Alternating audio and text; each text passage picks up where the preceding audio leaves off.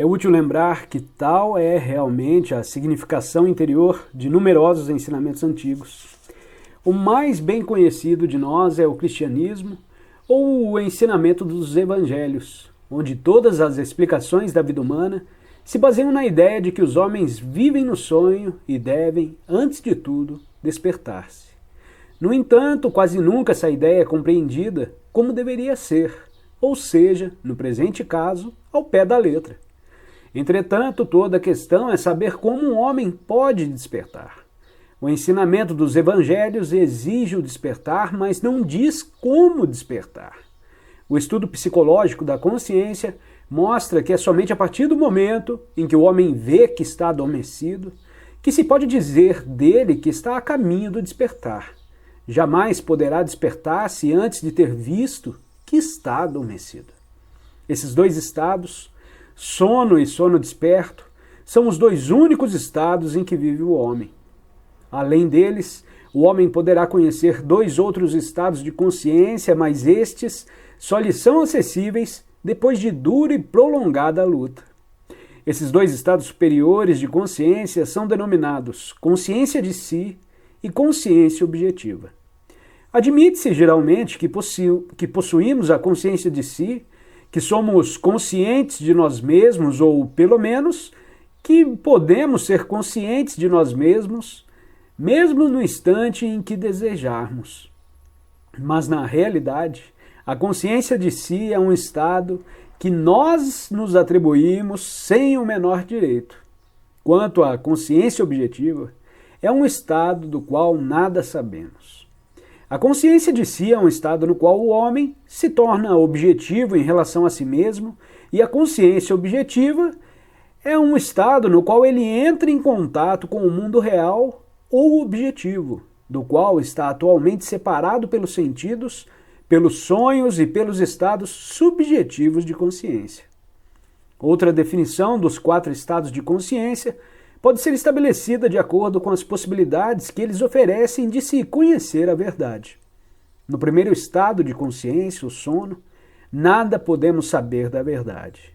Ainda que cheguem até nós percepções ou sentimentos reais, eles se mesclam aos sonhos e nesse estado de sono não podemos distinguir os sonhos da realidade.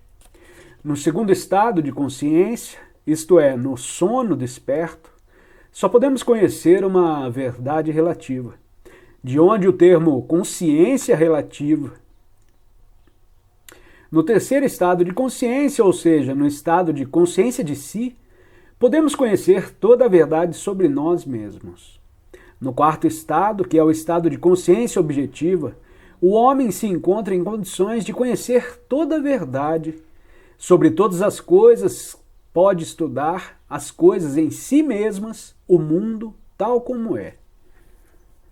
Esse estado está tão longe de nós que não podemos sequer pensar nele de maneira justa, e temos que nos esforçar por compreender que só podemos ter lampejos de consciência objetiva no estado plenamente realizado de consciência de si. No estado de sono, podemos ter lampejos de consciência relativa. No estado de consciência relativa, podemos ter vislumbres de consciência de si.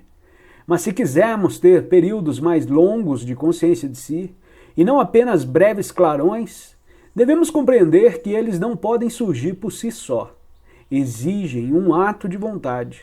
Isso quer dizer que a frequência e a duração dos momentos de consciência de si dependem do poder que se tem sobre si mesmo. Por conseguinte, isso significa que consciência e vontade são quase uma única e mesma coisa, ou em todo caso, aspectos de uma mesma coisa. Agora devemos compreender que o primeiro obstáculo no caminho do desenvolvimento da consciência de si no homem é a sua convicção de que já a possui, ou pelo menos de que pode tê-la no instante em que quiser. É muito difícil persuadir um homem de que não está consciente e de que não pode tornar-se voluntariamente consciente. E é particularmente difícil porque aqui a natureza lhe prega uma peça. Perguntem a um homem se está consciente, ou digam-lhe que não está consciente, e ele responderá que está perfeitamente consciente, e que é absurdo dizer que não está, dado que os ouve e os compreende. e terá toda a razão. Mas ao mesmo tempo, ele se equivocará completamente. Essa é a peça que a natureza lhe prega. Terá razão porque a pergunta ou a observação o terá tornado vagamente consciente por um instante. No instante seguinte, a consciência terá desaparecido. Mas ele irá se lembrar do que você lhe disse, do que respondeu, e certamente acreditará estar consciente. Na realidade, a aquisição da consciência de si supõe um trabalho árduo e prolongado.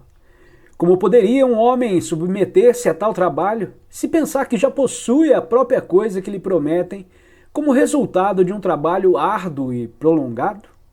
Naturalmente, o homem não empreenderá esse trabalho e não o considerará uma necessidade, enquanto não tiver adquirido a convicção de que não possui nem a consciência de si, nem tudo que com ela se relaciona, isto é, a unidade, a individualidade, o eu permanente e a vontade.